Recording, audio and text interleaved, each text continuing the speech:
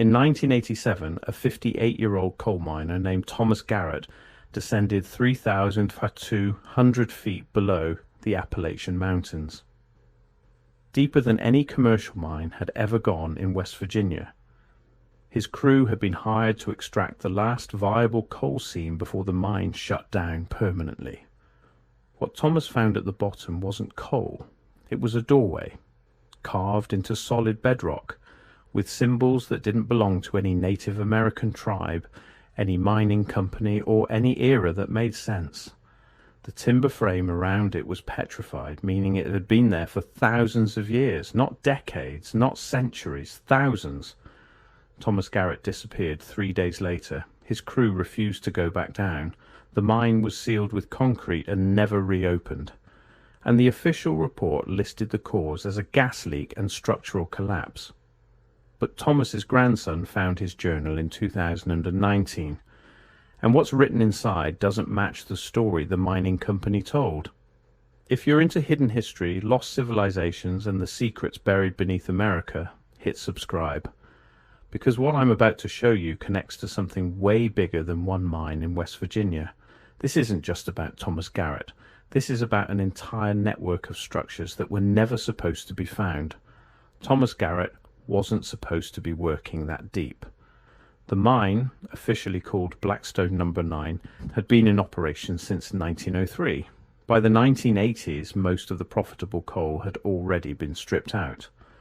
The company, Consolidated Coal, decided to do one final extraction run before shutting it down for good. They brought in Thomas because he had 40 years of experience and knew the mountain better than anyone alive. Thomas grew up in McDowell County, one of the poorest regions in America. His father was a miner. His grandfather was a miner. Coal mining wasn't a career choice in that part of West Virginia. It was survival. By the time Thomas was 15, he was already working underground, learning to read the mountain, to listen for the sounds that meant a collapse was coming, to feel the air pressure changes that warned of gas pockets. He was known as a careful man, methodical. He didn't take risks. That's why he lived to 58, when most miners in McDowell County didn't make it past 50. Black lung, collapses, explosions. Mining was the most dangerous job in America, and Thomas had survived it longer than almost anyone. In the summer of 1987, Consolidated Coal offered Thomas one last contract. They wanted him to lead a team down to the deepest accessible point in Blackstone No. 9 and assess whether there was any coal left worth extracting. If there was, they'd bring in a full crew and extend the mine's life by another year. If not, they'd seal it up and move on. Thomas took the job. He needed the money. His wife had medical bills and his pension wasn't going to cover them. So on August 14th, 1987, Thomas and a crew of 5 men descended into the mountain.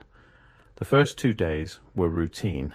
They followed the existing tunnels down to the 2,800-foot level, which was as deep as the mine had ever been officially worked.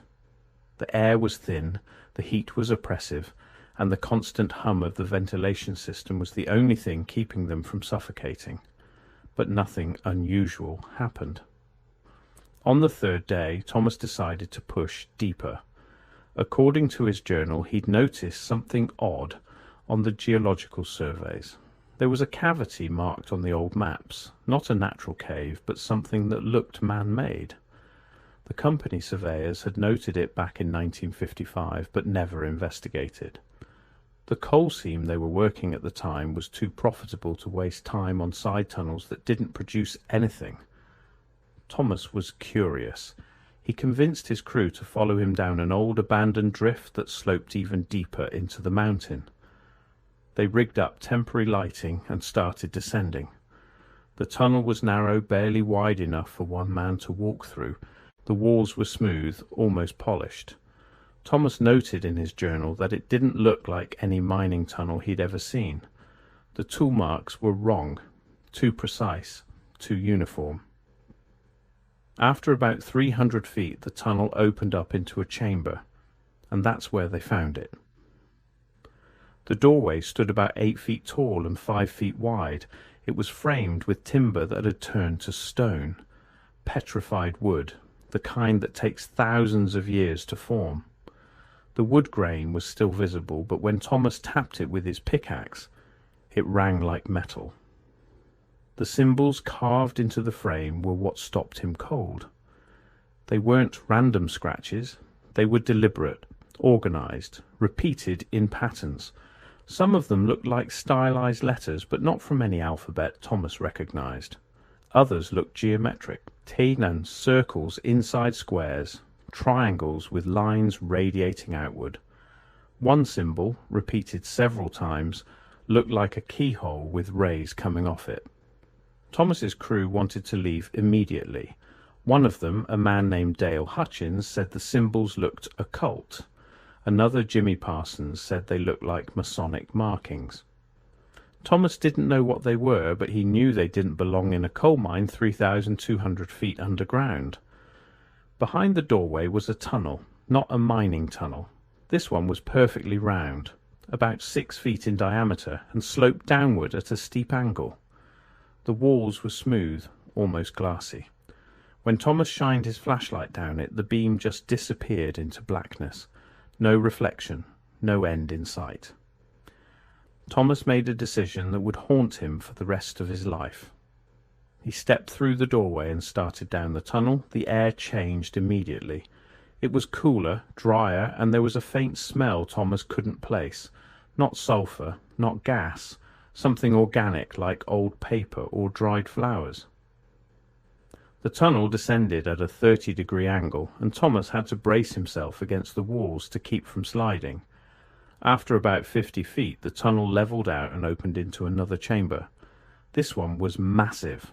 Thomas estimated it was at least 100 feet across and 40 feet high. The ceiling was arched, held up by columns that looked like they'd been carved from a single piece of stone.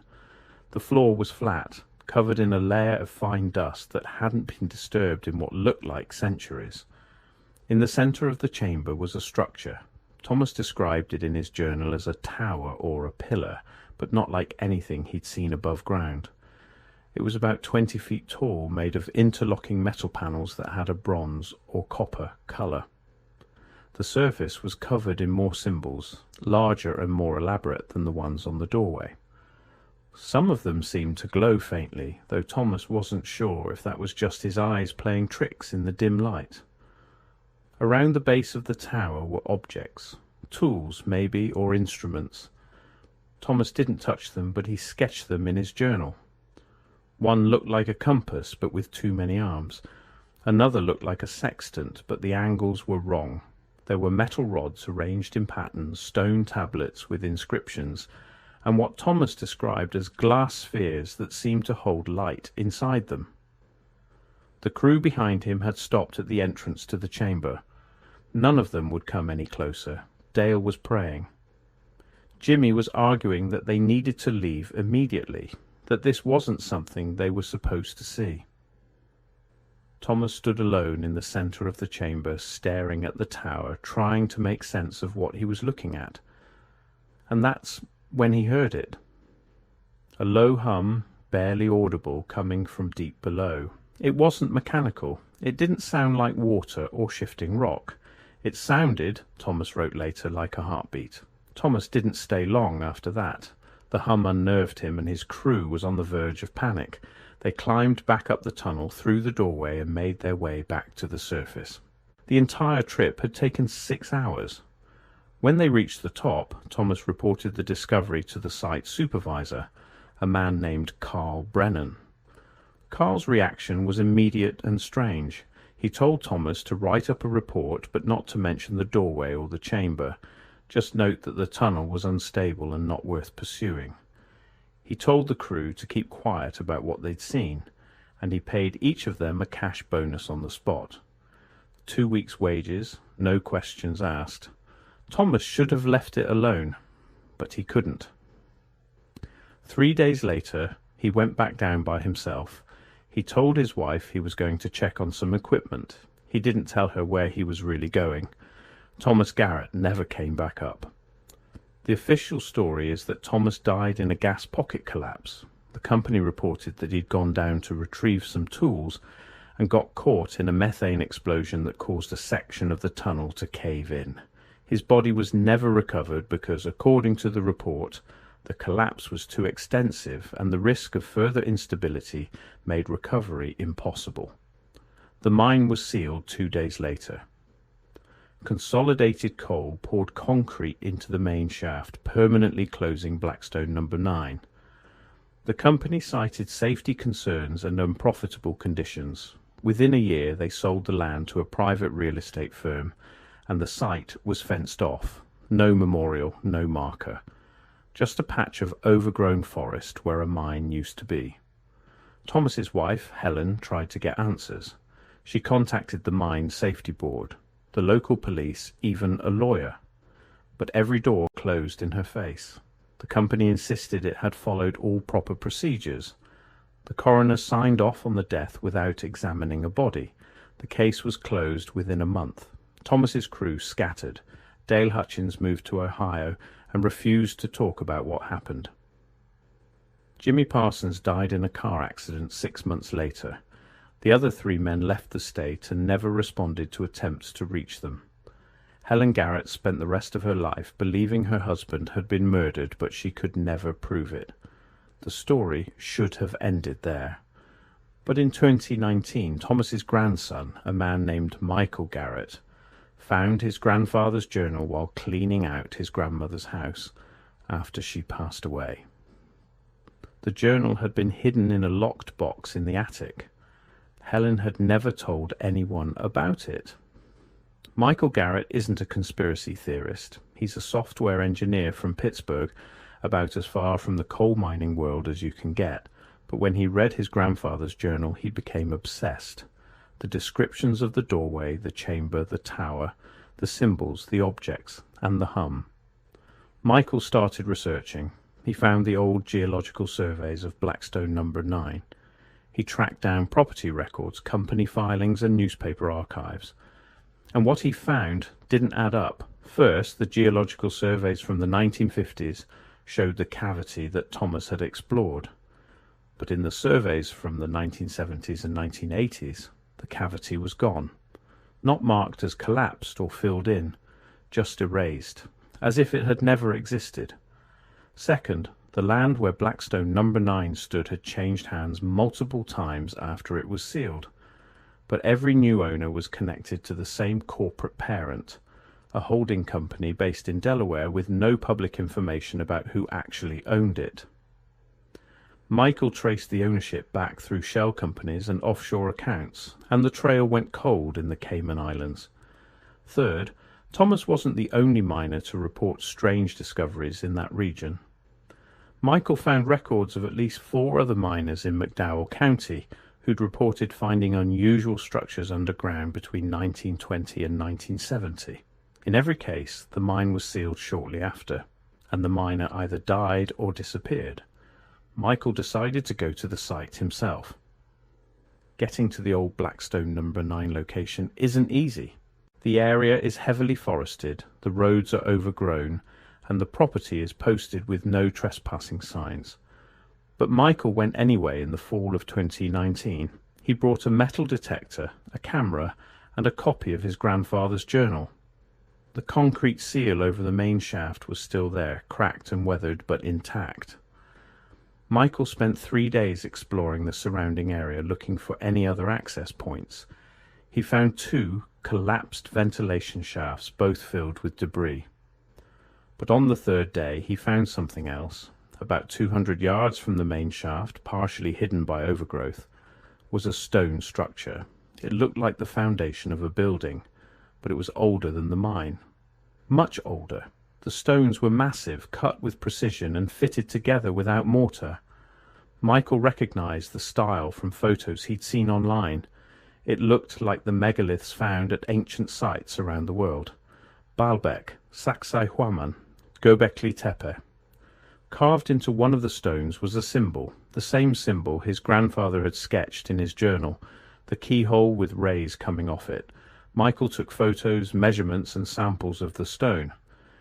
He sent the samples to a geologist friend who worked at a university lab. The The results came back 2 weeks later.